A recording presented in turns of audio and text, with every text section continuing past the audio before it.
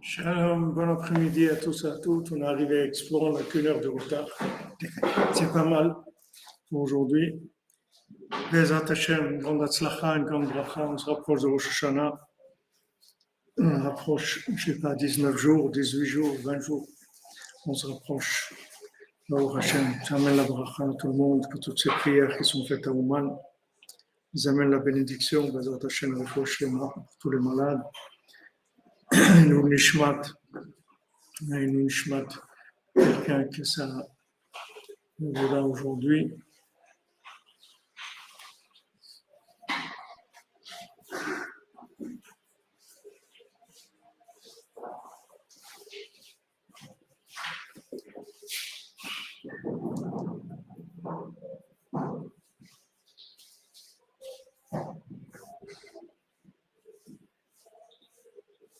Donc, le Nishma de Elisheva Solange Bat Suzanne, refouach lema.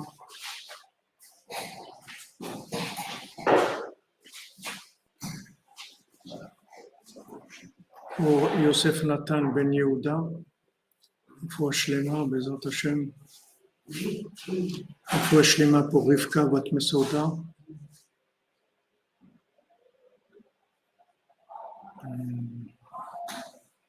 Ce que j'avais comme autre.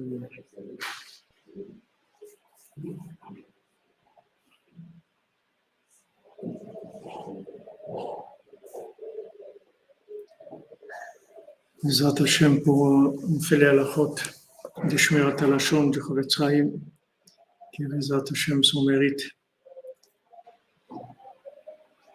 puisse nous protéger de la Lashon Hara. Si une personne s'apprête à médire, il faut lui demander si le sujet nous concerne ou si nous pouvons avoir une influence sur la personne visée. Il est interdit de croire formellement les propos médisants. On pourra prendre ses dispositions pour éviter un préjudice. Dans certains cas, il est recommandé d'écouter le Lashon Hara afin de disculper la victime auprès de celui qui la dénigre, interpréter les médisances qu'il profère à son mérite. Par exemple, si on souhaite apaiser notre interlocuteur et l'empêcher de propager sa médisance. Donc, si maintenant on écoute le Lashon Hara avec le but d'empêcher que ça aille plus loin, alors on a le droit d'écouter.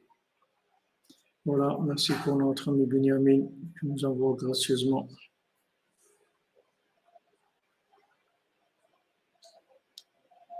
Allez.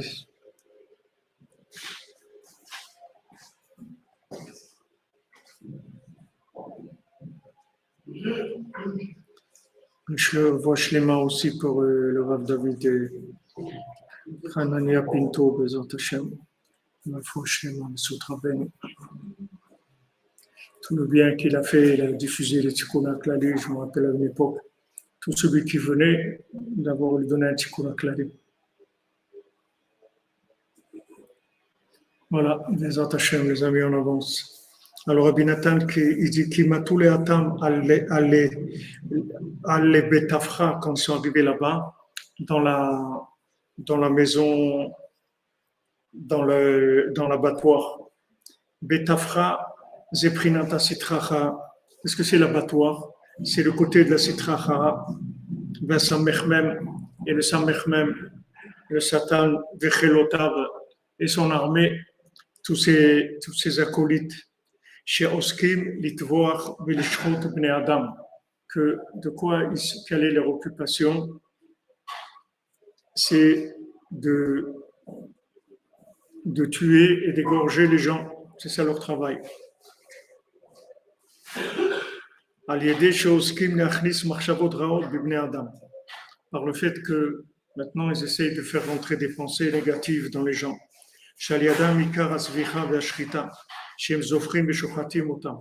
Avec les mauvaises pensées, ils égorgent, ils tuent les gens.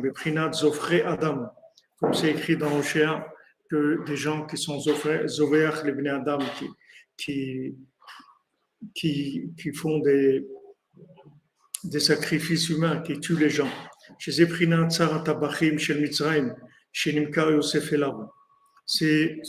le principe du Sarat Tabachim. Il y avait en Égypte le ministre qui était je ne sais pas en français comment ça s'appelle, mais de Sarah Tabachim. Mais ça n'existe pas des ministres aujourd'hui qui s'occupent que de ça, que des abattoirs. Mais il y avait les ministres de la viande qui s'occupaient des abattoirs, des choses comme ça. Chez Paro, c'est chez lui qu'il a été vendu, Yosef.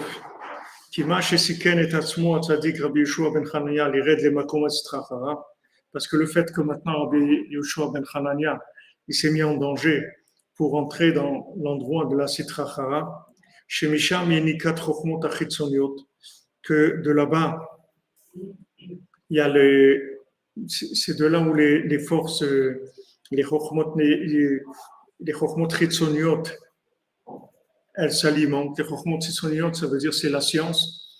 Chochmot Chitzoniot, ça veut dire la sagesse. C'est la sagesse qui est basée sur l'observation de ce qui se passe dans ce monde, sans tenir compte de la racine des choses, d'où ça vient, etc. C'est juste de la science, la science expérimentale.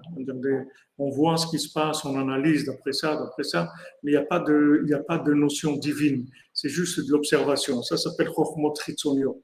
Comme les mathématiques, la physique, la chimie, tout ça, ce sont l'astronomie, tout ça, c'est des astrologies, tout ça, c'est des chokhmot chitzoniot.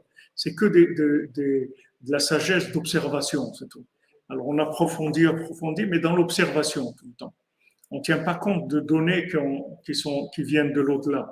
On ne tient pas compte de l'au-delà. Ça s'appelle chokhmot chitzoniot. Et qui sont proches en fait de la sorcellerie. Parce que la science et la sorcellerie, c'est une seule chose. C'est la même chose. Seulement la science, c'est en blouse blanche et la sorcellerie, c'est avec des rastas et on fait comme ça et tout. Mais c'est la même chose, c'est le même principe. Avant, c'était les mêmes, les jours. Avant, les médecins et les sorciers, c'était une seule personne. Après, ça s'est séparé. Il y en a qui ont dit non, on ne veut pas rester habillés comme ça et tout. On veut des trucs clean. On veut des cliniques, des hôpitaux et tout. Donc, ils ont créé un autre groupe de gens qui sont des sorciers au col blanc. Mais la science, c'est de la sorcellerie. C'est la même chose.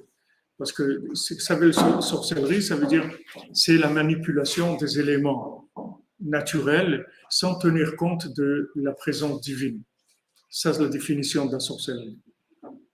Quand maintenant on manipule des énergies qui sont des énergies de ce monde, des énergies matérielles, on dit voilà, s'il y a maintenant telle chose qui est chaude et telle chose qui est froide, et si on les met ensemble dans un truc et tout, ça va donner ça et ça et ça.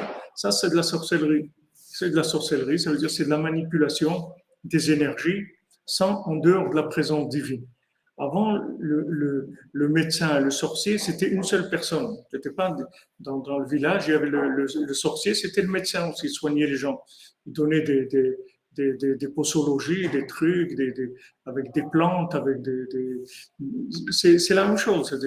C'est pas si vous allez dans des tribus qui sont dans l'Amazonie ou autre, vous allez voir, c'est des gens qui ont des médicaments et tout, mais qui sont des gens qui manipulent les énergies avec un niveau juste un peu plus profond que celui qui est dans un laboratoire chimique en ville. C'est-à-dire celui qui est dans un laboratoire chimique en ville, il a l'air plus clean dans sa façon de faire. Mais c'est le même principe. Le principe, c'est le même. C'est-à-dire traiter des données sans tenir compte du créateur.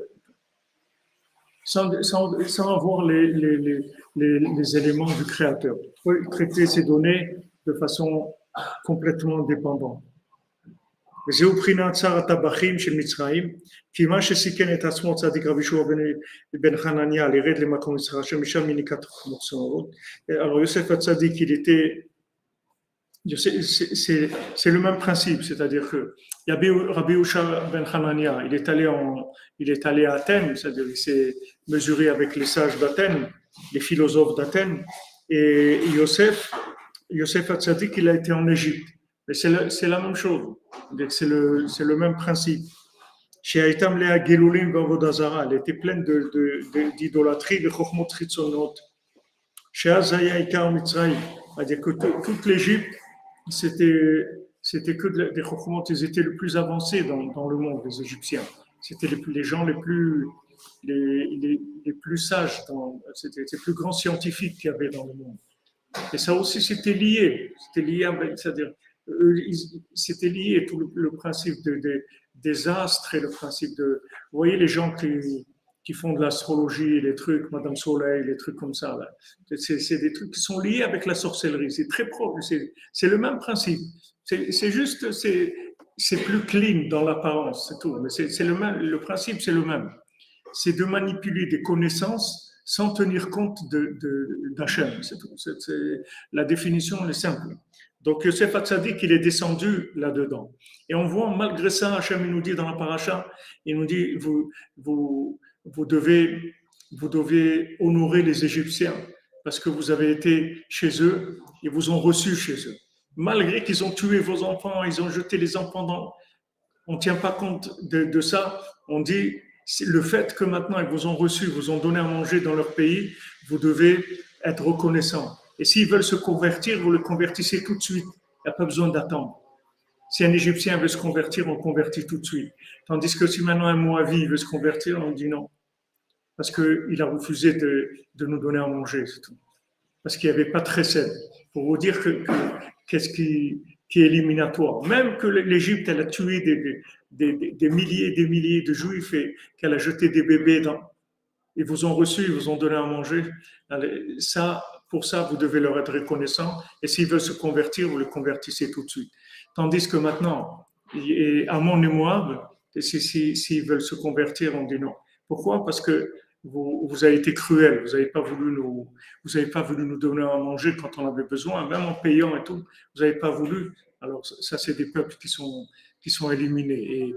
Et Mashiach, il est passé juste, puisque Ruth, on a dû faire toute une étude pour dire les femmes de Moab, oui, mais les hommes de Moab, non. C'était juste, c'est-à-dire c'est passé limite. Et de là, c'est venu le Mashiach. C'est-à-dire pour vous dire comment ça passe toujours. C'est des situations qui passent toujours limite. Les grandes choses, elles passent toujours limite. C'est pas des choses qui arrivent avec la fanfare. Les très grandes choses, elles passent toujours à la limite de la destruction, toujours. Ça passe limite, et ça arrive à réussir.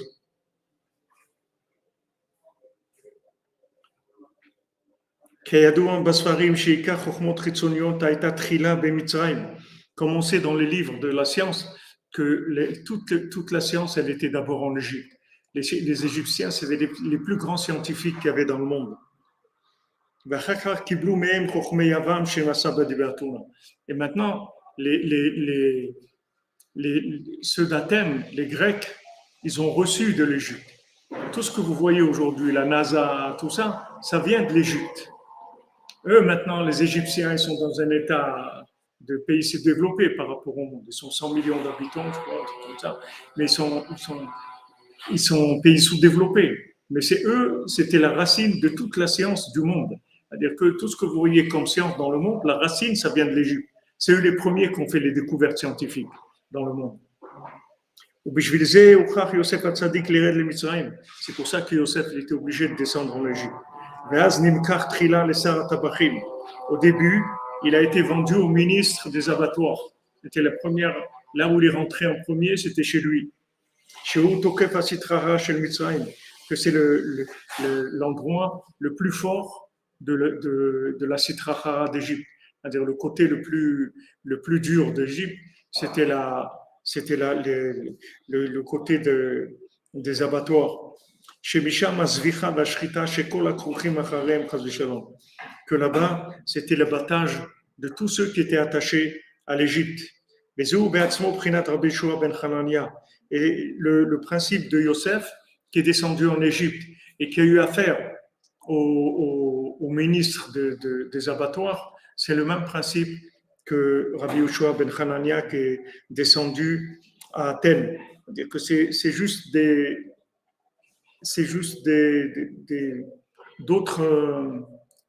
la présentation de la chose sous une autre forme, c'est-à-dire plus facile déjà. C'est plus facile, c'est-à-dire Athènes, c'est plus facile. Comme venir à Ouman aujourd'hui, c'est aussi la même chose. C'est le même principe que Rabbi Yoshua ben Hanania qui va à Athènes. C'est exactement pareil. Seulement, c'est plus facile. c'est-à-dire les choses elles sont facilitées, le contexte il est plus malléable, c'est-à-dire on peut arriver à faire des choses plus facilement. Parce que Yosef, quand il est rentré quand la chose elle était dure, elle était brute, elle était dure, et il fallait travailler très très dur pour arriver. Tandis qu'aujourd'hui, on a besoin juste de notre participation, c'est tout. On n'a pas besoin de nous, on n'a pas des épreuves de Yosef Hatzadik. Yosef Hatzadik, c'est la racine. Le Yosef Hatzadik, à lui tout seul, il a réparé 70% de la faute du premier homme. À lui tout seul, quand il était en Égypte. C'est-à-dire, Yosef Hatzadik était très très fort. Mais il est rentré dans Mamash, la racine de la Sitracha. La racine de toute la science, de toute la sorcellerie, de tout c'est l'Égypte. C'est de là que ça a commencé. Après, c'est devenu européen. C'est-à-dire, ça s'est européanisé, ça s'est un peu raffiné, etc. Mais la racine, ça vient de là-bas. Maintenant, ce qu'on vit aujourd'hui, qu'on doit venir en Ukraine, et on doit rentrer dans Amalek et tout pour réparer, c'est aussi le même principe, seulement c'est plus facile. On a des épreuves qui sont plus faciles, plus adaptées à nous. וזיהו עצמו בחינת רבי יהושע בן חנניה שהוריד את עצמו לחום מיוון שבסחרחרה שעל בית תפחה שהוא בחינת סמך בסחרחרה שעוסקים לטבוח על ידי המחשבות רעות שמכניסים בני אדם. Donc il est rentré dans l'abattoir d'Égypte, d'Athènes. Il a dit amenez-moi à l'abattoir, voir l'abattoir, que ça c'est le principe du Satan, du côté négatif, que de quoi il s'occupe? Il s'occupe d'exécuter les gens avec des mauvaises pensées qui rentrent dans les personnes. Qui karashrita chez l'Adam, chas v'shalom, ou l'aider à marchavot raot que shen shomrim et atzon mehem karou chmatzlan.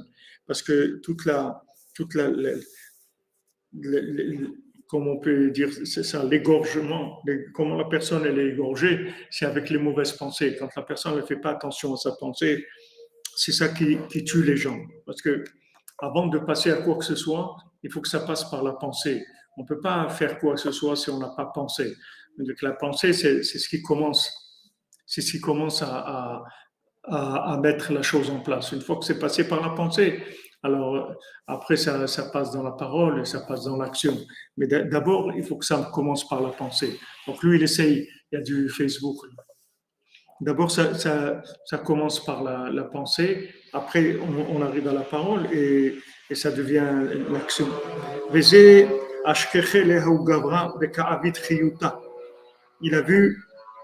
Il a trouvé que il a trouvé quelqu'un là-bas qui était en train de Messit ou Madiach, c'est-à-dire c'est-à-dire que Avitriuta, ça veut dire qu'il fabriquait des chayot raot, c'est-à-dire en fait il fabriquait des gens qui allaient détruire le monde, des gens qui allaient produire des mauvaises pensées. Comme tous les artistes de cinéma, tout ça, tous ces gens qu'on fabrique, on fabrique des gens. Ces gens-là, c'était des gens simples, normaux, qui étaient dans la masse. Maintenant, on trouve des gens comme ça, qu'on voit qui sont propices à pouvoir être des exemples de gens qui vont influencer le monde dans des choses négatives. Et on les fait sortir, on fait des artistes et des influenceurs comme ça, des images, des icônes comme ça, des gens, je sais pas, Delon, des images comme ça, des gens, waouh, c'est des icônes comme ça. Et ces gens-là, tout le but de fabriquer ces icônes-là, c'est pour donner des mauvaises pensées aux gens, c'est tout. C'est-à-dire leur embrouiller la tête, les faire ressembler à ces gens-là. Et ces gens-là, comment ils finissent? Voilà, comment ils finissent avec des chiens. Ils veulent être enterrés avec ces chiens. Voilà le résultat de tout ça. Mais vous voyez que où ils se trouvent. À la fin, vous voyez où ils se trouvent. C'est que c'est des gens, ils veulent pas vivre avec des gens, ils veulent vivre avec des chiens. Ils veulent être enterrés avec leurs chiens. Regardez comment un être humain, à quoi il peut arriver dans ce monde. Regardez la fin de quelqu'un. Alors que quand vous voyez la personne dans sa jeunesse, en plein lancé dans les films, dans les trucs, dans ça, vous voyez dire, waouh, truc et tout, quel bonhomme extraordinaire, quel truc et tout. Regardez sa finalité. Sa finalité, c'est qu'il est beaucoup mieux avec des chiens qu'avec des êtres humains. Et maintenant, tout son souhait, c'est d'être enterré avec ses chiens. Regardez où on peut amener un Ben Adam. C'est des icônes qui sont des icônes comme ça. En fait, c'est des icônes qui sont fabriquées par un Malek. Eux, ils croient qu'ils ont fait des carrières d'artistes de cinéma d'artistes aussi dans la musique, des icônes de la musique et tout, mais c'est tout des produits de la citracha. C'est-à-dire la citracha, le côté négatif, prend des personnes qui voient que ces gens-là, ils peuvent être, ils sont capables d'être des influenceurs dans le mal, et ils les développent, ils les aident, ils les font avancer, ils les montent, etc. Ces gens, ils deviennent connus, et après, une fois que ces gens-là, ils sont lancés, ils leur donnent les messages à transmettre, et ça devient des exemples, des icônes de mauvaises pensées pour le monde. Les gens, ils vont copier leur façon de parler, leur façon d'être, ça devient des exemples pour le monde. Mais ça, c'est monté par le Sitracha. Et ce qu'il dit ici, c'est que leur travail, c'est qu'ils fabriquent des bêtes sauvages comme ça. C'est-à-dire des bêtes sauvages, c'est-à-dire des gens qui vont influencer le monde. Maintenant, quand vous voyez quelqu'un qui finit et qui vous dit, moi, ce que j'aimerais, moi, ce que je souhaite, et ce que j'ai décidé, c'est d'être enterré avec mes chiens, alors vous posez des questions sur tout le chemin qui a été fait pour arriver à là. Parce que pour arriver à des résultats comme ça, un résultat que voilà ce qu'il veut à la fin, je sais pas, vous prenez n'importe quelle personne dans le monde, il y a très peu de gens qui vont arriver à avoir des idées comme ça. Vous prenez un employé des PTT ou un chauffeur de la RATP, il ne va pas vous dire je vais être enterré avec mon chien. Il va vous dire je vais être enterré avec ma famille ou avec mes amis ou avec s'il avait vraiment un ami extraordinaire, je voudrais être à côté de lui et voilà. Mais d'être enterré avec des chiens, c'est-à-dire que vraiment le bonhomme il est malade. Ils les ont rendus fous complètement. C'est des gens les ont manipulés, ils les ont rendus fous.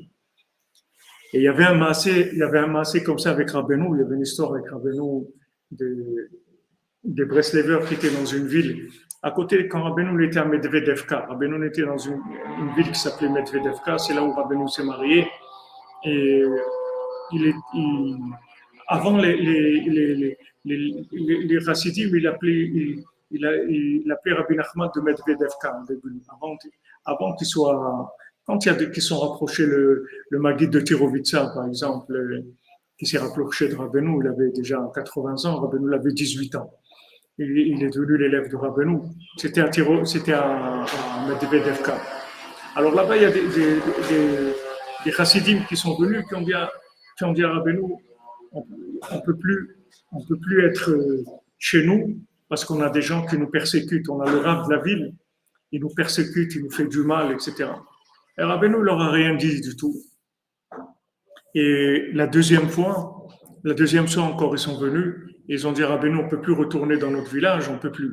Et le rav, il est horrible, il nous fait des choses terribles, le rav de la ville. Alors la deuxième fois, Rabbeinu, il leur a dit comme ça, vous allez voir le rav de la ville, vous allez leur dire, notre rav, Rabbi Nachman, il a dit que tu arrêtes de nous embêter. Et il a dit, si tu n'arrêtes pas de nous embêter, tu vas mourir.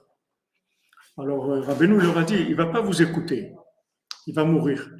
Mais il dit, quand il va mourir, alors il a dit au Parnasse du Tibour, c'est-à-dire c'était, comme on dit, le président de la communauté aujourd'hui, il lui a dit, tu vas l'enterrer en dehors du cimetière. Là où on enterre les gens qui ont fait des avérotes très graves, comme des gens qui sont suicidés, ou des choses comme ça, on les enterre en dehors du cimetière. Maintenant, imaginez-vous, le rav de la ville, ils vont l'enterrer en dehors du cimetière. OK. Donc, bien sûr, quand Rabbeinu il a dit. Donc, ils sont rentrés. Le rav, il a dit, pas question que j'arrête mes persécutions et tout. Donc, il est mort. Il est mort et le président de la communauté, qui était ce Breslever-là, il a dit, voilà, il faut l'enterrer en dehors du cimetière. Alors, bien sûr, toute la communauté, elle était quoi, le rav de la ville, les trucs et tout. Il a dit, rien à faire, c'est comme ça, c'est un ordre. Alors, ils ont été voir le maire de la ville, comme ici, la même chose qu'ici. Ils ont été voir le maire, et trucs et tout. La même chose que ce qui se passe ici. Vous avez été voir le maire, ouais, il a dit débrouillez-vous. Vous l'avez noté comme vous nommez comme président, c'est lui qui décide, c'est tout, c'est votre président, débrouillez-vous avec lui, c'est tout. Alors la famille est venue, ils ont utilisé une autre méthode, ils sont venus, ils ont commencé à pleurer, ils sont jetés à ses pieds, ils ont dit t'en supplie, ne fais pas honte à toute la famille avec ça et tout, enterre-le dans le cimetière. Ok, il n'a pas pu tenir, il a craqué, il a dit bon, ok, enterrez-le dans le cimetière. Maintenant, lui, il savait qu'il n'a pas écouté Rabbeinu quand il a dit ça. Rabbeinu lui a dit. Donc, quand il est arrivé chez Rabbeinu, il s'est excusé. Il a dit Rabbi, j'ai pas fait ce que vous m'avez dit. Je l'ai enterré dans le cimetière, mais parce que vraiment, c'est-à-dire, j'avais trop de peine. La famille, elle est venue, elle pleurait et tout, j'arrivais pas. Alors, Rabbeinu lui a dit, il a dit, et moi, tu crois que moi, j'ai pas de la peine pour lui? C'est-à-dire, toi, tu crois que tu as de la peine pour lui. Toi, tu crois que moi, j'ai pas de la peine pour lui. Il a dit, sache que là où tu l'as enterré, ils sont venus se plaindre, les morts. Ils ont dit, ça fait 2 siècles qu'ils n'ont jamais vu un homme aussi dégoûtant, aussi puant que ce rave-là que tu leur as enterré, mis là-bas. Tu leur as fait un truc terrible de leur mettre cette charogne-là, cette boule puante à côté d'eux. Il dit, ça fait 2 siècles qu'ils n'ont jamais vu quelqu'un d'aussi horrible que ça. Et c'était le rave de la ville. C'était le rave de la ville. Talmid Chacham, Gaon, tout ce que tu veux. C'était le rave de la ville. Pour vous dire que la Sitra, elle fabrique des icônes. Ces icônes-là, elles sont partout. Ces icônes, c'est pas que Edith Piaf et Elvis Presley et trucs. Il y a des icônes qui sont des rabbins. Il y a des icônes il y a toutes sortes d'icônes qui sont en fait des envoyés de la Sitra. Nous, on ne voit pas, malheureusement, qu'est-ce qu'on voit? On ne sait rien. On va dans la simplicité avec Rabbeinu, on ne sait rien du tout. Mais il faut savoir que tous ces philosophes d'Athènes et tous ces scientifiques et ces sorciers, leur travail, c'est de fabriquer des icônes qui vont influencer le monde. Et ces icônes-là, elles sont dans tous les domaines. À l'époque de Rabbeinu, il y avait un rave. Rabbeinu, il a dit, ce rave-là, c'est un bonhomme tellement pourri que tous ses élèves, ils ne se lèveront pas à la résurrection des morts. Il les a tellement détruits qu'ils ne pourront pas se lever à la résurrection des morts. Et regardez qu'est-ce qui existe dans le monde comme icône, comme icône négative. Donc leur travail à eux, c'est ça. Rabbeinu, il amène ce principe dans plusieurs choses que je ne veux pas maintenant dire parce que ça va être un petit peu trop gênant. Mais Rabbeinu dit que le Satan, il travaille pas tout seul. Le Satan, il place des gens. Il place des gens qu'il a complètement métamorphosés. Il les place et ces gens-là, ils travaillent pour lui. Lui, il n'a pas besoin de faire. Donc ça, c'est des gens qui sont, il dit, on sait que la saute rayot raot. Ils s'occupent à fabriquer des bêtes sauvages, en fait. Maintenant, apparemment, c'est des êtres humains, mais ce n'est pas des êtres humains, ce sont des bêtes sauvages. Vous voyez des gens qui sont pas, vous voyez qu'ils sont pas des êtres humains. Il y a des critères dans le Ham Israël que quelqu'un il doit être baïchan, quelqu'un qui a honte, quelqu'un qui fait du chesed. Et qu'est-ce qu'il y a? Gomer chassadim, baïchanim et un troisième. Il y a 3 signes du Ham Israël. Il y a honte, Gomel Chesed, hein, et Rahman, voilà, miséricordieux. Voilà les signes. Et ces gens-là, parce que c'est chez ces gens-là, vous ne trouverez pas ça. C'est des gens qui n'ont ni honte, ils n'ont aucune honte, ils font des choses terribles, ils n'ont pas de miséricorde et ils ne font pas de chesed. Mais vous voyez, c'est éliminatoire. Moi, je ne faisais pas du chesed, ils n'ont pas le droit de devenir juifs, on ne peut pas les convertir. Les Égyptiens, ils ont fait du chesed, ils nous ont donné à manger, même s'ils ont tué des gens, mais ils ont fait du chesed. S'ils veulent se convertir, on les convertit tout de suite. Pas besoin d'attendre. Tout de suite, on les accepte. Donc eux, on sait que la sot chayot raot, avit chayota, voilà son travail, de fabriquer des icônes, des icônes qui sont des pôles d'idéologie, de culture, de philosophie qui détruisent le monde. Chez Imprinat Marchavot Raot, c'est-à-dire qu'eux, ils donnent aux gens des pensées qui sont négatives.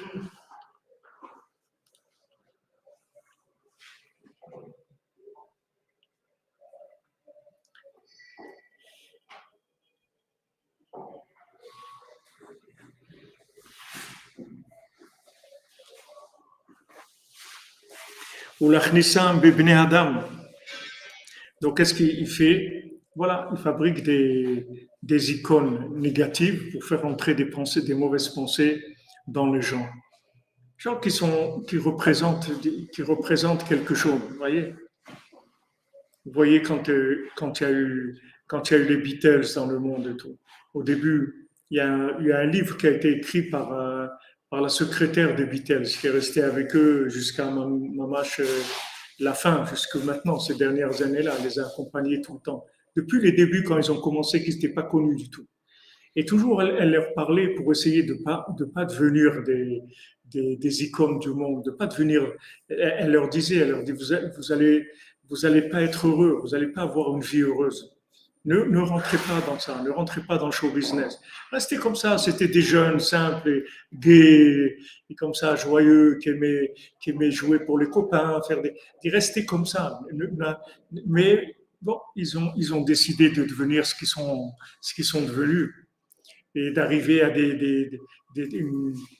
elle dit là-bas dans ce livre qu'elle a écrit que j'ai pas lu tout le livre, j'ai lu des extraits, mais elle dit que c'est incroyable, ils recevaient des milliers de lettres par jour pour avoir un petit morceau d'un tricot des Beatles, un truc, c'est-à-dire vraiment c'est devenu des icônes de la jeunesse et tout. Mais c'était pourquoi maintenant eux, les gens, ils croient, ces gens-là, ils croient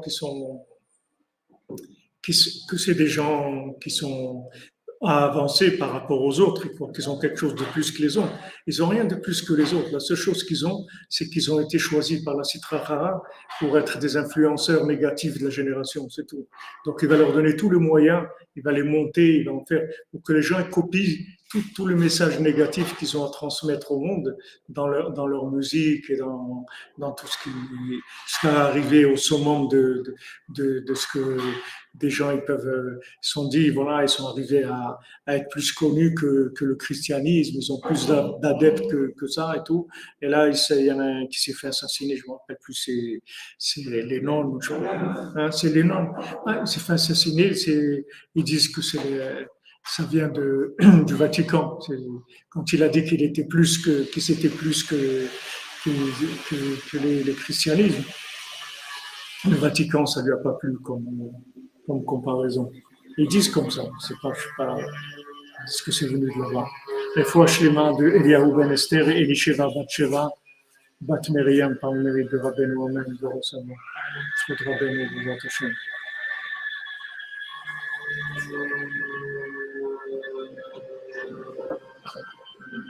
ראש כתוב במקום אחר בסימן מ"ט שמחשבות רעות הן בחינת חיות רעות, comme Rabbeinu dit dans la Torah 49 que les mauvaises pensées c'est comme des bêtes sauvages.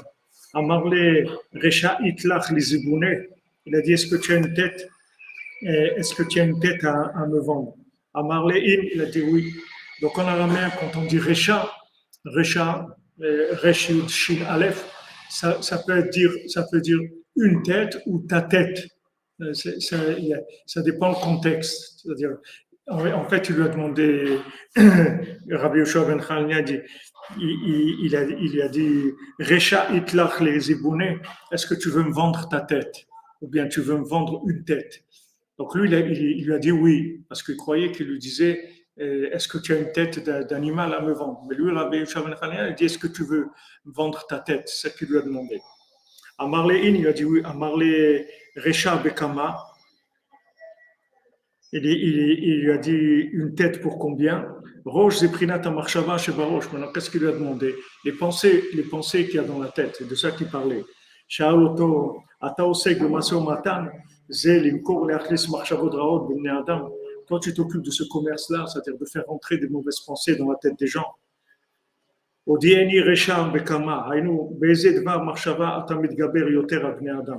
lui a dit, dis-moi, avec quelles pensées, les pensées les plus fortes que tu veux faire entrer dans la tête des gens, les lardam bemitsudatra, pour les attraper dans ton piège. Avec quelles pensées tu les pièges le plus? Quelles sont les pensées les plus fortes? Là où tu es le plus fort, où tu attrapes le plus de gens. Avec quoi? Amarle Bepalga des Ouzés. C'est pas un peu, vous avez deviné, on n'a pas besoin de. On n'a pas besoin de. C'est facile à deviner. Il est dit avec les pensées de l'argent, c'est tout. Qu'est-ce où je fais attraper? J'attrape le plus, où j'ai le plus de clients. C'est dans l'argent, c'est ça où j'attrape le plus de gens. Palga des Ouzés. Les zouz, c'était une pièce. Hein? Zouz, hein? Ça dit, c'est les sous en, en, en français on dit, hein? En zouz, ouais, en français les sous, et aussi c'est amené dans un sefer, on avait dit à Alexander Racham. Abraham Hamsim Ben Elazar,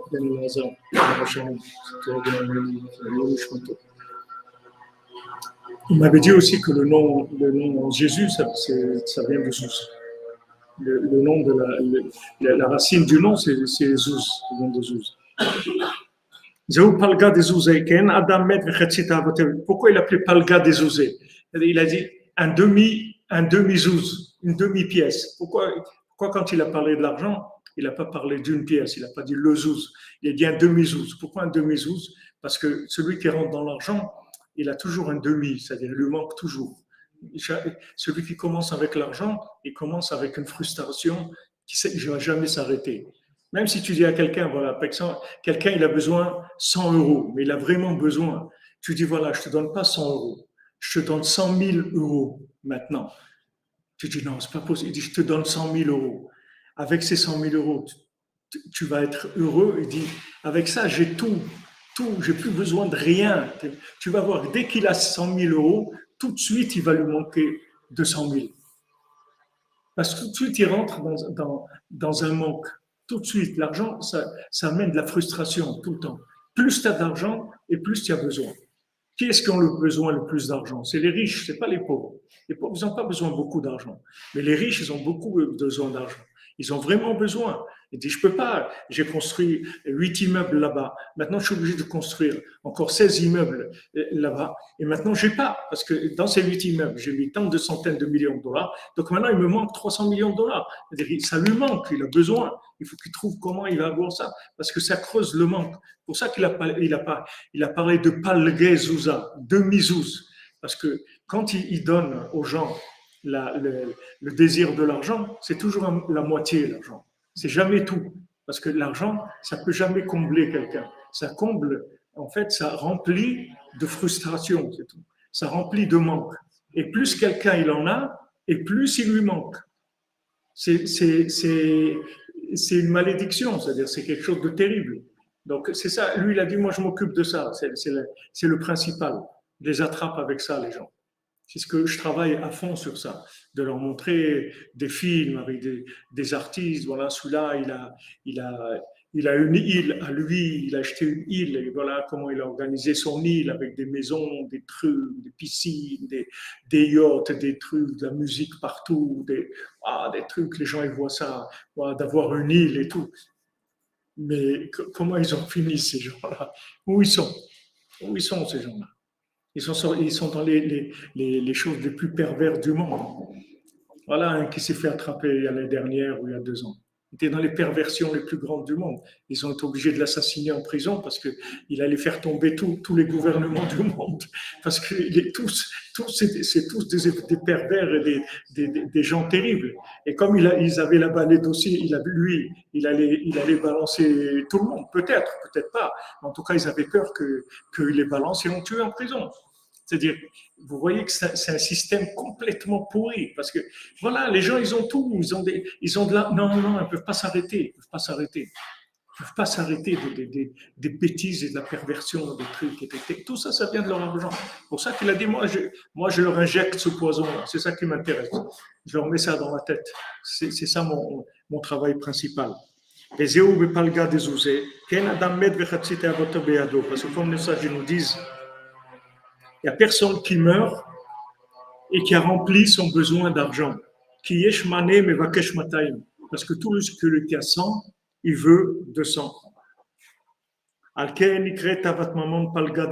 C'est pour ça que le désir de l'argent, ça s'appelle palga des Zouza, la moitié.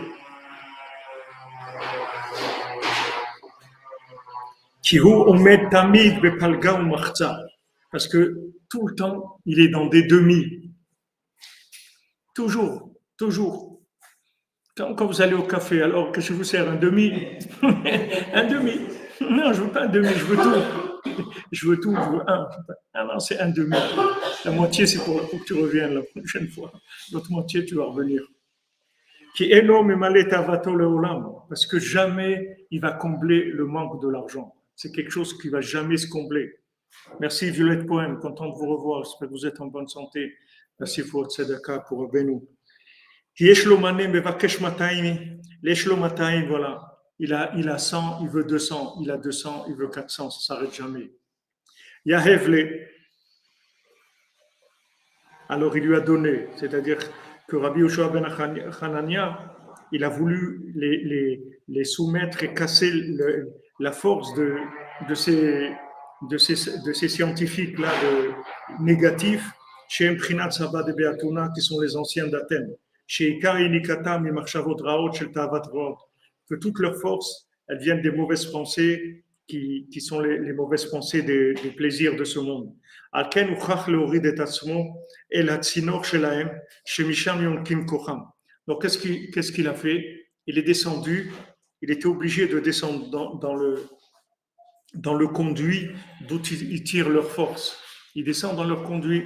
Rabbi nous dit que il y a selon le vouloir de la personne, alors elle crée des liens, des liens, que ça soit avec le tzaddik ou que ça soit avec le côté négatif, selon son vouloir, il crée des liens par lesquels il est alimenté. C'est pour ça que Rabbi nous dit que Esav, il a dit à Jacob, Yesh li Rav. Il a dit, moi aussi j'ai un Rav. C'est pas que toi.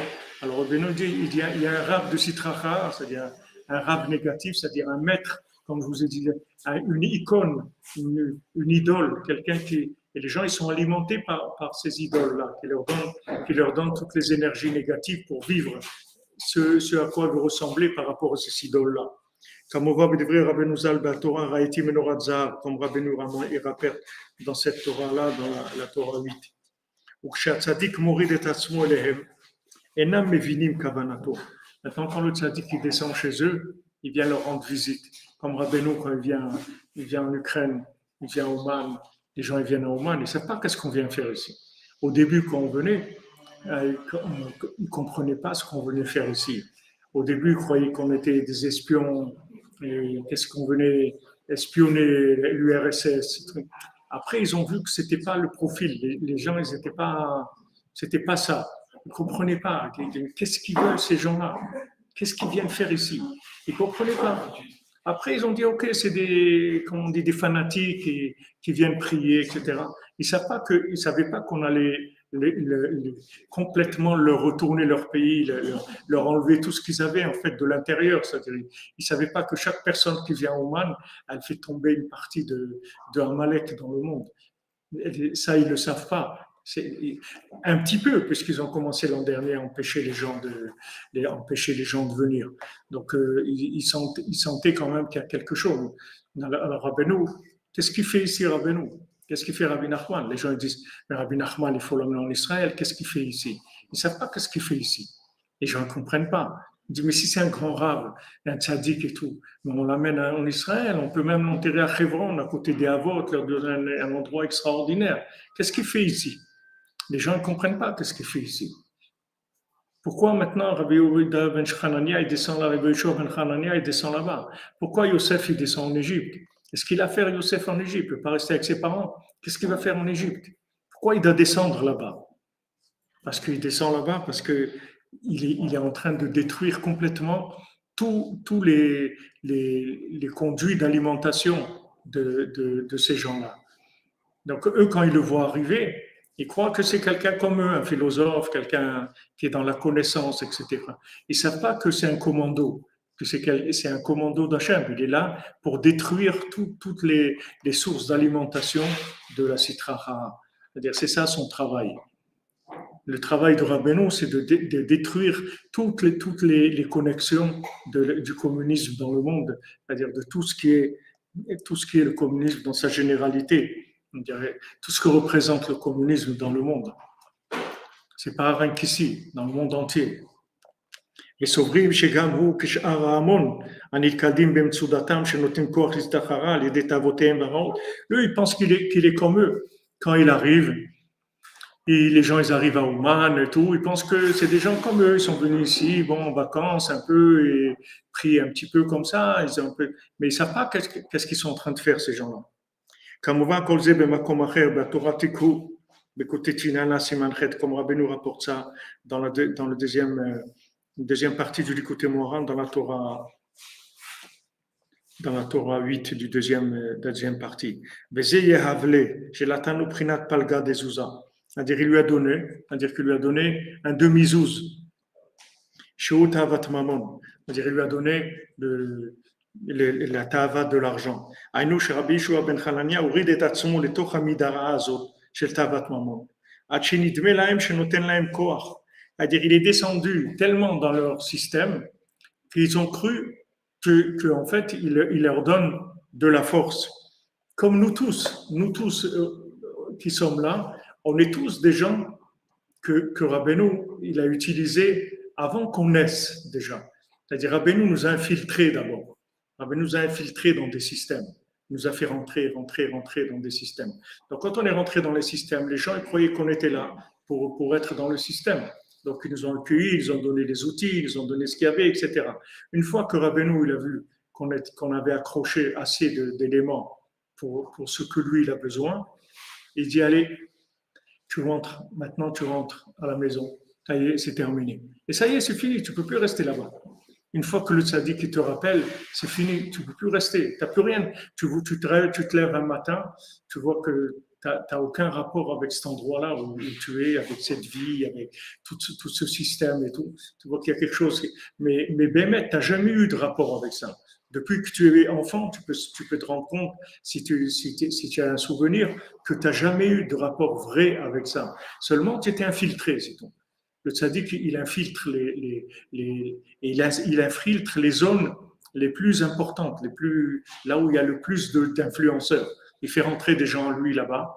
Ils prennent tous les éléments. Une fois qu'ils ont pris les éléments, il les ramène, il les Ouman, il les connecte avec lui. Et là, il détruit tout le mal qu'il y avait dans tous les endroits où il est passé. Et ça, vous pouvez, même physiquement, vous pouvez le voir. Même physiquement, quand quelqu'un il revient avec Rabbeinu, il peut voir derrière lui combien de choses qui vont s'écrouler, de choses où il était, que ces choses-là vont s'écrouler. Parce que, en fait, ces choses-là, quand il est parti, il les a dévitalisées. Il leur a enlevé tout ce qu'ils avaient. Comme Orpa et Ruth, elles étaient ensemble, ça ne se voyait pas. On croyait qu'elles étaient pareilles. Ces deux amies, elles étaient avec Naomi, il n'y avait pas de problème. Mais quand maintenant il y a eu un moment où il a fallu faire un tri, Orpa elle est partie, Ruth elle est restée avec Naomi, et Orpa elle est partie, Orpa elle a donné Goliath, c'est-à-dire que les Sfarim disent que tout le bien qu'il y avait dans Orpa, il est passé chez Ruth. Tout le bien qu'elle avait, il est passé chez Ruth, et tout le mal qu'il y avait dans Ruth, il est parti dans Orpa. C'est-à-dire qu'ils ont échangé tout. Donc c'est ce qui se passe. Le tzaddik, il infiltre. Et on ne sait pas, extérieurement, on ne se rend pas compte. Mais quand la personne, elle arrive, vous voyez que peu importe s'il est juif, pas juif, ça dépend. Peu importe la piste d'atterrissage sur laquelle il atterrit. Il peut atterrir à Charles de Gaulle, ou il peut atterrir à Marignane, ou il peut atterrir dans n'importe quel aéroport du monde. C'est-à-dire dans n'importe quel endroit, l'âme, elle peut descendre. Tout dépend de l'endroit d'infiltration que le tzaddik il a décidé. Mais avant que l'âme elle vienne dans le monde, le tzaddik déjà il a décidé qui elle va infiltrer, dans quel milieu elle va aller. Et c'est une spécialité de cette âme-là par rapport à ce qu'elle est. Donc elle va dans tel milieu. Elle rentre. C'est pour ça qu'il ne faut pas vous étonner. Il y a des gens, ils se rapprochent de Rabbeinu à l'âge de 14 ans, de 12 ans. Il y a des gens à l'âge de 60 ans. Il n'y a pas d'âge. C'est combien de temps il doit infiltrer, c'est tout. comme un espion. Il est dans un pays, il prend des renseignements, il prend. Quand il a pris tout ce qu'il fallait, tac, on le ramène. Maintenant, quand le tzaddik il voit que la personne elle a terminé, il la rentre à la maison. Ça y est, il dit viens maintenant, c'est bon, tu peux venir. Et quand il vient, en fait, il tire tout. Alors eux, quand ils le voient, ils croient qu'il est comme eux. Eux, ils vont arriver à Yeshua ben Hanania, ils croient qu'ils sont arrivés à le faire tomber dans l'argent comme lui, comme eux, ils sont là-dedans. Il est rentré dans le système, il a dit combien ça coûte, la tête, etc. Il dit bon, ils ont commencé à discuter avec lui pour le rentrer dans leur. Et lui, il joue le jeu. Alors, c'est ce qui est marrant, c'est vous voyez ici, c'est le jeu de mots. Le jeu de mots, il est extraordinaire. Parce que lui, quand il rentre, il dit combien ça coûte une tête. Alors, ils disent ça coûte un demi-zouz. C'est-à-dire ici, on travaille dans l'argent. Ici, time is money. Ici, c'est la bourse, c'est l'argent et tout. Alors, une fois qu'il est rentré, il dit non, c'est pas une tête. C'est ta tête que je veux. C'est pas une tête. C'est ta tête que je veux nous prendre. Donc, c'est exactement ce que je vous ai dit. C'est-à-dire que maintenant, le tzaddik, il infiltre les endroits. Alors, les gens, ils croient que c'est une tête. C'est-à-dire que le gars, il est rentré pour être un participant de plus, un adepte de plus, quelqu'un qui est du club. Et lui-même, il joue le jeu parce qu'il est dedans. Le tzaddik, il aide. Il réussit aussi. Il réussit, il lui donne des atouts pour réussir et tout. Il réussit. Une fois que maintenant, il a fait ce qu'il devait faire, il dit non, c'est pas une tête, c'est ta tête que je veux. C'est-à-dire que je suis venu pour prendre ton énergie, pour t'empêcher de faire du mal. C'est ça mon travail. C'est ça qu'il leur dit dans le jeu de mots. Il dit Havli Rechach. Il dit pas, maintenant, il dit plus le mot en araméen de la tête, comme il a dit au début. Il a dit pas Recha, pas une tête, ta tête, Rechach, ta tête à toi. היינו, תן לי המחשבה רעה שבראש שקניתי על ידי הפלגה דזוזה שנתתי לך. Donne-moi la mauvaise pensée que j'ai achetée avec l'argent que je t'ai donné. Moi, je te donnais de l'argent pour acheter la mauvaise pensée, pour la faire sortir. דהיינו, על ידי שהורדתי עצמי לתאווה הזאת של ממון, par le fait que maintenant je suis descendu dans ce désir-là de l'argent, על ידי זה אתה לוכד את העולם, qu'avec ça, toi, tu es loched, c'est-à-dire tu vas, loched et ta'olam, ça veut dire tu vas, comme on dit loched, tu vas emprisonner, tu vas vaincre, tu vas essayer de vaincre, tu attrapes les gens, tu les emprisonnes. Yahav le recha de chayuta. Alors il lui a donné une tête de chayut, c'est-à-dire une certaine pensée des chayot raot, c'est-à-dire des bêtes sauvages qu'il avait là-bas. Anna Recha de Chayuta Amrelach. Il a dit, moi je t'ai dit une pensée, je t'ai dit une tête, c'est-à-dire une pensée. Anna Recha Amrelach. Il a dit, moi je t'ai dit ta tête, je t'ai pas dit une pensée. Chez Rabbi Yoshua ben Chania dit alors chez Loba Lekan Chazé Shalom Liknot Likach Marchavot Raot. Il a dit, ne crois pas que je suis un client pour tes bêtises à toi de chercher de l'argent. Moi je suis descendu ici parce que et Dreshach Ambrella, moi je te dis ta tête, je veux. Moi je suis venu ici pour prendre ta tête, pas pour être un client de ton système à toi. Tu vois exactement ce que Rabbeinu fait. Mamash, vous voyez, on était dans des milieux qu'avec le recul, vous vous demandez qu'est-ce qu'on a rentré faire là-bas. Avec le recul, vous ne comprenez même pas pourquoi vous avez été amené à être là-bas. Et vous rentrez là-bas et vous faites comme tout le monde et vous réussissez même un peu mieux que la plupart des gens. Vous êtes super doués. Tout ça, c'est le tzaddik qui dirige ces hommes. Il les infiltre dans des endroits et il les fait rentrer. Dès que maintenant, ils ont fait ce qu'ils avaient à faire, prendre les énergies qu'il faut, il les fait sortir et ramène tout dans la doucha. Et c'est comme ça que le Mashiach va venir. C'est comme ça qu'on répare le monde. Il dit, sache que si je suis descendu chez toi, c'est pour prendre ta tête, c'est pas pour autre chose. Parce que moi, je veux te couper la tête. Je veux te vaincre complètement et te casser. Et c'est la seule raison pour laquelle je suis descendu. Les tsinor arasé dans ce mauvais tuyau là, dans ce mauvais conduit, kedel chavro lachneo, pour le casser et le soumettre. Donc, quand Rabbeinu, il organise comme ça des dizaines de milliers de gens qui viennent à Oman avec tous les frais que ça coûte et toutes les dépenses et tous les impôts qu'ils mettent et tout l'argent qu'ils prennent, eux, ils croient qu'ils prennent de l'argent des gens. Mais ils ne savent pas que chaque centime qu'ils prennent des gens, chaque centime, ça, c'est pas, ils n'ont rien pris du tout. Chaque centime, c'est quelque chose qui fait sortir de eux tout ce qu'ils ont pu prendre de bien depuis la création du monde. Rabbeinu leur fait vomir tout ce qu'ils ont, avec cet argent-là, précisément. Comme le Zohar dit, que si Esav, il savait qu'est-ce qu'il lui a fait Yaakov quand il lui a offert il a rencontré, il lui a offert des troupeaux, des dizaines de moutons et des brebis et des boucs et des vaches et des ânes et des trucs. Il dit si Esav, il savait qu'est-ce qu'il lui a fait Yaakov quand il lui a donné ça, Esav, il se serait suicidé et il n'aurait pas pris ça. Parce que Yaakov, il a fait plus que de le tuer. C'est-à-dire, il lui a enlevé sa vitalité. En lui donnant, il lui a enlevé sa vitalité. C'est-à-dire que tout ce qu'on paye ici, c'est pour enlever la vitalité du communisme, qui est la plus grande clipa qu'il y ait jamais eu dans le monde. Il ne faut pas voir le communisme que sur pas de Mao, il faut voir le communisme sous une vision beaucoup plus générale, qui est en fait la clipa du nouvel ordre de tout le monde entier. Et cet argent qu'on donne ici, il est Kodesh Kodashim. Mamash Kodesh Kodashim. Les gens, ils payent ici $4,000 pour rester jusqu'à Rosh Hashanah. Des familles qui n'ont rien. C'est-à-dire, ils vont mettre peut-être 2 ans pour rembourser ça. Tellement c'est à leur coût. Ils sont venus avec leurs enfants parce qu'ils ne pouvaient pas faire autrement. Il ne va pas laisser son mari 2 mois, ses enfants, comment ils vont faire? Donc, ils sont venus en famille. Voilà, des gens, ils ont témoigné. Un appartement, 2 pièces, une famille de 4 enfants, $4,000 jusqu'à Rosh Hashanah. C'est des montants astronomiques. Alors, c'est sûr que d'un côté, c'est terrible quand on le voit sur un côté commercial, mais d'un autre côté, il faut danser parce que tous ces millions de dollars qui rentrent dans le ventre de Amalek, et quand il va vomir même ses entrailles, c'est-à-dire tout sortir avec ça.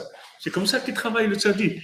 Le tzaddik, c'est pas, vous croyez que le tzaddik, il s'amuse, il est en train de jouer, il s'amuse, il a du temps à perdre, faire du folklore, et vas-y, et la mairie prend des taxes, 4%. Vous croyez que le tzaddik, il a ses envoyés, c'est Amalekim qui vont à l'intérieur, qui font tout ce qu'ils ont. Le but du tzaddik, c'est de faire vomir la sitracha. Elle va rendre tout ce qu'elle a pris depuis la création du monde. Et là, c'est des réparations énormes qui se font. C'est pour ça que même si c'est dur, des fois, on est obligé de payer parce qu'on n'a pas le choix, on n'a pas d'autre chemin. On n'a pas d'autre chemin. Ils te le disent clairement. Tu vas à la mairie, ils te disent, regarde, ce que je te demande maintenant, j'ai pas le droit de te demander d'après la loi. D'après la loi, ce que je t'impose maintenant, c'est interdit. Mais tu comprends ici, c'est comme ça que ça marche. On a besoin de vivre et tout, donc tu es obligé de payer ça, c'est tout. Sinon, on ne te laissera pas continuer à travailler, on ne te laissera pas continuer à exploiter ton hôtel. Pour tous, c'est pareil. Pour tous, ils ont 22 bâtiments ici qui taxent sans arrêt et ils n'ont pas le droit de le faire. Ils te le disent eux-mêmes, j'ai pas le droit. Mais si maintenant tu n'es pas d'accord, sache que tu vas avoir de gros problèmes avec nous. Donc les gens, ils sont obligés de payer. Mais il faut savoir que c'est pas que ça, c'est le tzaddik qui fait ça. C'est pas, ne croyez pas que c'est eux, c'est le tzaddik qui fait ça. Et si eux, ils savaient, jamais, non seulement ils prendraient rien, mais ils nous donneraient de l'argent. C'est pas un qui prendrait pas. Ils nous donneraient, ils disent non, je veux rien. Moi, au contraire, prenez, on va vous subventionner. Tout c'est ça mais au Hachem, qu'ils font pas ça, qu'ils prennent. Et ce qu'ils prennent, en fait, c'est juste c'est des cachets pour vomir. Tous ces argents-là, ça les fait vomir ce qu'ils ont pris, ce qu'il a pris à Amalek depuis Adam Arishon. Quand Rabbeinu dit qu'il va réparer depuis Adam Arishon, chacun il va le réparer jusqu'à Adam Arishon, toute sa famille jusqu'au premier homme, ses parents, ses grands-parents, ses arrière-grands-parents jusqu'au premier homme. Comment il fait Rabbeinu? C'est comme ça qu'il fait. Il l'amène dans un endroit et il va le mettre dans des situations où les gens avec qui il va être, c'est des gens qui sont les porteurs de tout ce qu'il y a eu dans sa famille depuis la création du monde. Et ils vont vomir tout le mal qu'ils ont pu faire à sa famille depuis la création du monde. C'est ça que le tzaddik fait. Ce sont des opérations spirituelles d'un niveau très, très élevé, très complexe, et c'est instrumentalisé par un cerveau comme Rabbeinu qui a une maîtrise de toutes ces choses-là de façon extraordinaire. Nous, on voit rien, on fait simplement, nous, on sait rien. Mais voilà, Rabbi Nathan il nous le dit, et Rabbeinu nous renforce pour qu'on puisse tenir, pour pas qu'on se laisse avoir, qu'on puisse tenir dans ces épreuves. Vous dites Marwan Kara, vous avez infiltré la politique française. Voilà, regardez, Rabbeinu vous a mis chez lui.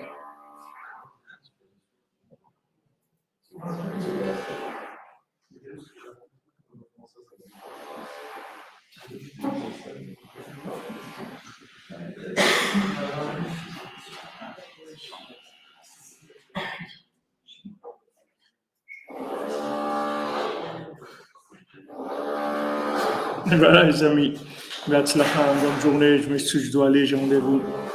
Voilà, Rabbeinu, comme dit David Cohen, il nous rend le trésor. Ah, l'écouter de Philote, vous avez dit, vous savez que j'ai trouvé l'écouter de Philote.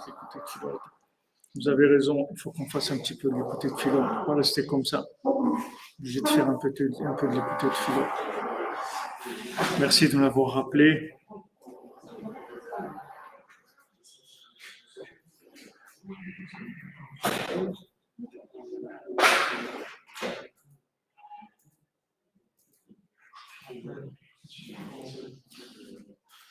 Alors, quelques lignes de l'écouter de Philote. Merci de me l'avoir rappelé. Ribono shel olam, azreni berachmecha atzumim b'shotcha agdola.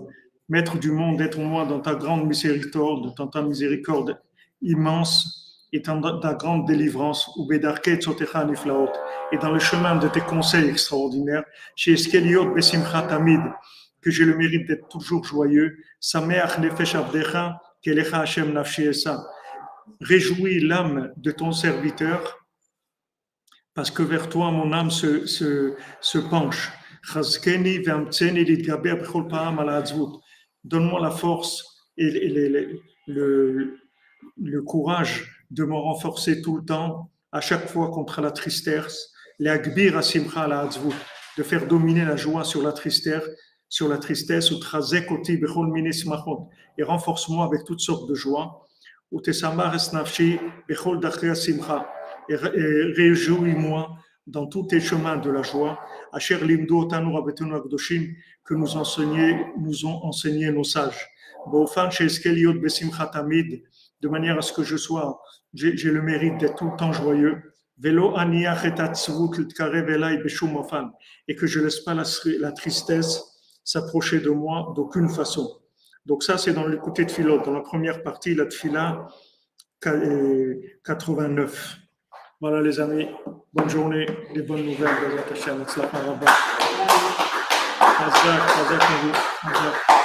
Merci les amis. À ce soir, alors on se retrouve à 4 heures. Soyez bénis.